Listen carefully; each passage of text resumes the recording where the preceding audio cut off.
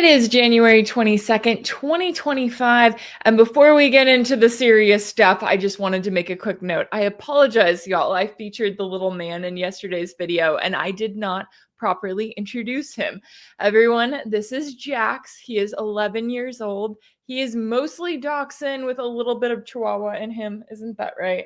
And he is the best dog in the entire world. He's been in my family for a little over a decade now. My dad actually found him when he was a puppy. He was out on the side of the road and did not even look like an actual dog because he was just sitting there so calmly, just without a care in the world. And he has joined our family and been a very important member of the family ever since. So he's currently chilling out with me here because our next door neighbors are doing some sort of construction project and he does not like loud noises when he can't see where they're coming from. So he's convinced that the world is ending and needs a little bit of extra attention, and that's why we're hanging out here. But I noticed that he was a really big hit yesterday, so thank you for all of your kind comments. Yes, this is Jax, and he says hi.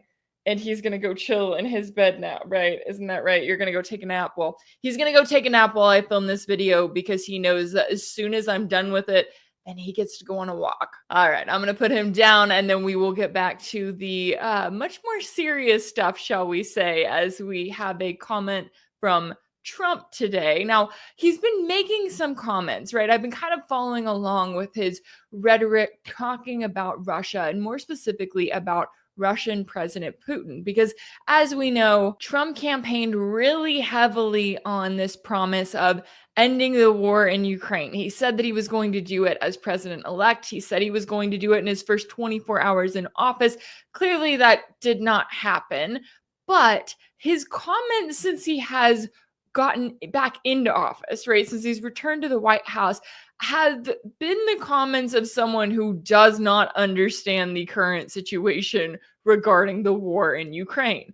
And he released this statement, which I want to highlight. He released this statement on Truth Social on Wednesday morning. And I just read it and I'm just shaking my head the entire time. Let's get into what he said. So Trump says in this post, quote, "I'm not looking to hurt Russia. I love the Russian people and always had a very good relationship with President Putin. And this despite the radical left's Russia, Russia, Russia hoax. We must never forget that Russia helped us win the Second World War, losing almost 60 million lives in the process." So he acknowledges the importance of Russia, right? He talks about how vital Russia was to defeating Nazi Germany in World War II. And then he even mentions the Russia hoax, right? He mentions Russiagate.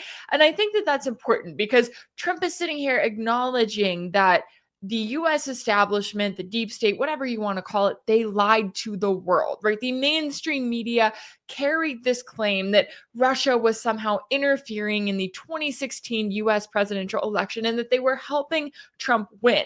So in a way, he's kind of acknowledging that, yeah, his first term, he had all of this pressure on him to not be too friendly to Russia because he had all of these people around him claiming that, oh, Russia helped you get into the White House. So here he is for his second term, and yet he still hasn't learned anything because then he goes on to say, all of that being said, I'm going to do Russia, whose economy is failing, and President Putin a very big favor. Settle now and stop this ridiculous war. In all caps, it's only going to get worse. First of all, I don't know who's telling him that Russia's economy is failing. I mean, yes, they're dealing with higher than average inflation. That much is true, but there's a lot of different factors that go into that. That is not necessarily the sign of a failing economy by any means.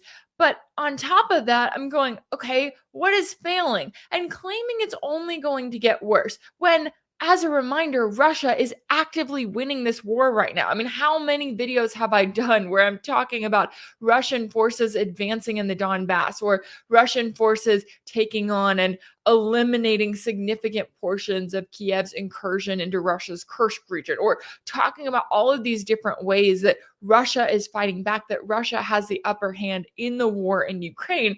And then you have Trump sitting here acting as if Russia is losing this war, right? As if they're on the losing end. And he's saying it's only going to get worse. He should be telling that to Kiev right now, right? Kiev is the one who should be hearing that message of it's only going to get worse. You should make a deal, any deal you can get right now, because they're the ones who have refused to deal this entire time. And yet here Trump is putting out this statement to Vladimir Putin, who for the last 3 years has said, I want to talk. Let's have talks. I'm open to talks. And Trump is sitting here acting like he is in some sort of backwards world. I don't know who's feeding him the information that he's getting, but it is not remotely correct. Trump then goes on to say, if we don't make a deal soon, I will have no other choice but to put high levels of taxes, tariffs, and sanctions on anything being sold by Russia to the United States and various other participating countries. Let's get this war, which never would have started if I were president, over with. We can do it the easy way or the hard way, and the easy way is always better. It's time to make a deal. No more lives should be lost. Sanctions, tariffs, and taxes. That's his answer. That's what he legitimately thinks is going to be enough to drag Putin to the negotiating table, to get him to make a deal with the West over Ukraine. Is this man out of his ever-loving mind? Has Trump not paid attention whatsoever for the last 4 years? Because if sanctions would have worked, then Joe Biden would have accomplished whatever he wanted to accomplish, right? If sanctions were the answer, then Biden would have successfully suffocated the Russian economy, put so much pressure on the Russian government that they were forced to resign, that they would be effectively overthrown, and then the U.S. could do similar to what it did over in Kiev and put in a Western-backed government that gave them whatever they want and then some. But that didn't work. So why does Trump think that, oh, we just need some more sanctions, that, oh, we just need to put some more pressure on the Russian government? Like, are you an idiot? And granted, I'm saying this as someone who's not a Trump fan, right? I'm saying this as someone who has historically been very critical of Trump, but I'm literally watching him going, this is very simple, right? You had 4 years out of office, 4 years to watch all of the things that the Biden administration has done wrong, to then come in and get it right, to then come in and bring some logic and some sense. Not that I necessarily expected that from Trump, but he has the opportunity to do that. The people voted for him because he literally sat there and said, I will end the war in Ukraine. I am the one who can do it. Now, the only problem with those statements is that he never said how he was planning to do it, right? He never really put that out there. And I think that that is going to end up being a big problem because so many Americans voted for him thinking he said he was going to do it, right? Surely he's learned from the mistakes of the Biden administration. Well, clearly not. Clearly not yet. And yet he's sitting there talking about tariffs. I do not understand Trump's obsession with tariffs whatsoever because it is a tax on the American consumer at the end of the day. He acts like, oh, tariffs are going to fix everything. No, it's just more taxes on the lower class, right? The working Americans who are already struggling. You're just bringing in more taxes for them to have to deal with at the end of the day. And we obviously don't know exactly what Trump's advisors are telling him, but I have a feeling that they are kind of making it known that this is not going to be as easy as Trump originally thought it was going to be. I mean, we've had all of these reports in recent months talking about Trump's plans for a frozen conflict coming from anonymous sources that claim to be so-called Trump insiders.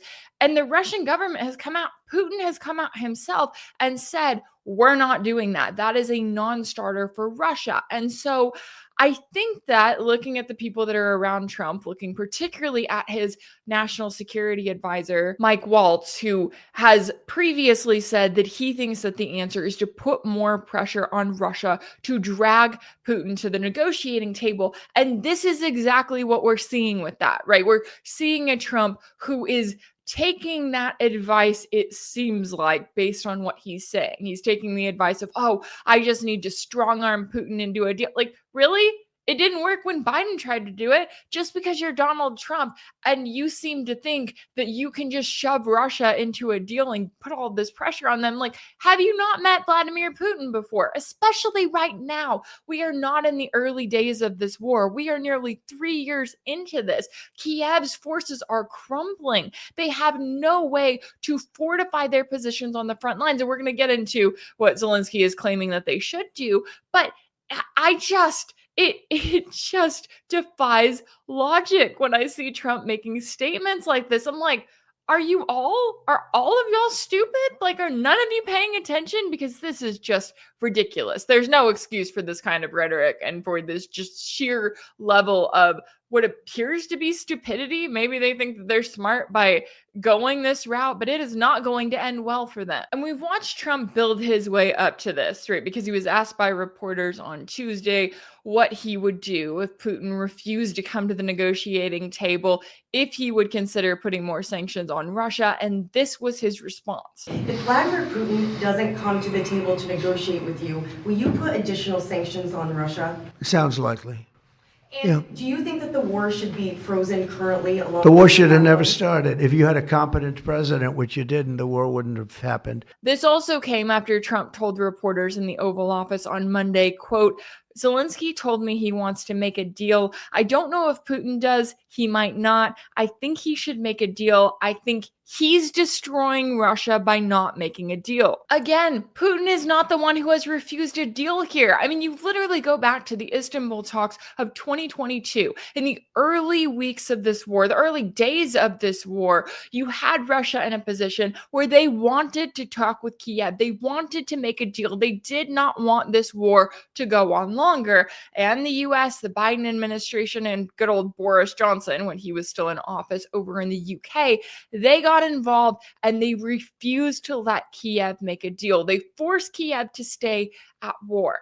This could have all been wrapped up initially. And I know that Trump has said that, this is all Biden's fault, right? That it never would have happened if he was in office. Well, that's all fine and good to claim that. But the fact is, we did have 4 years of Biden. We are at war now, and Russia is winning. So for Trump to come in and to act as though Russia is on the losing end here, it just, I should not even be baffled, but in a way I am, because I'm like, this is so ridiculous how clean cut this situation is. And the fact that Trump refuses to act like it is. Instead, he's apparently taking the advice of his advisors who are saying, oh, let's just, enforce more sanctions, right? We're really going to work on enforcing these energy sanctions on Russia or on whoever trades with Russia. And they like to act like it's going to hurt countries like China, right? The countries that have continued to trade with Russia. Guess what? It's also going to hurt Europe because they're not fully independent of Russian energy resources. So the more that the US tries to force a cutoff entirely, the more it is going to backfire on their own allies, and the more it is going to harm their own allies in Europe. And meanwhile, you have Zelensky dragging his feet, right? He doesn't want this war to end. Why would he? He gets to be king of Ukraine. He has no sort of opposition whatsoever because he's banned every possible form of opposition in Ukraine. So you have him in a position where now he's claiming that if there is going to be a deal, that he is demanding 200,000 allied troops to act as peacekeepers in Ukraine. He said this during a speech at the World Economic Forum in Davos, where he said that European leaders should not ask themselves what Trump would do next, and that they should instead take collective steps to defend their continent at a time when it was under aggressive attack by Russia, saying, quote, let's not forget there is no ocean separating European countries from Russia. European leaders should remember these battles involving North Korean soldiers are now happening in places geographically closer to Davos than Pyongyang. And again, we have no evidence of actual North Korean soldiers fighting in Russia's Kursk region. Although if there were North Korean troops there, then so what? Zelensky, Kiev, they're the ones that decided that they were going to launch an incursion into Russia's Kursk region. They don't like what they saw when they got there. That's on them. But yet they've continued to use this as a narrative as if this is the answer to everything, right? We'll just blame these so-called North Korean troops that we allege are in Russia, that we went into Russia, and now we're claiming that we have to deal with. Meanwhile, how many countries, how many foreign countries have mercenaries and a variety of other troops in Ukraine? The reality is we don't know. And I know that there's been some talk of what Trump may do, right? Is he going to try to leave Ukraine to the rest of Europe and pull US support? Doesn't seem like it from everything we've seen. Clearly, Trump doubling down on his comments targeting Putin is evidence to me that he is not planning on pulling back anytime soon.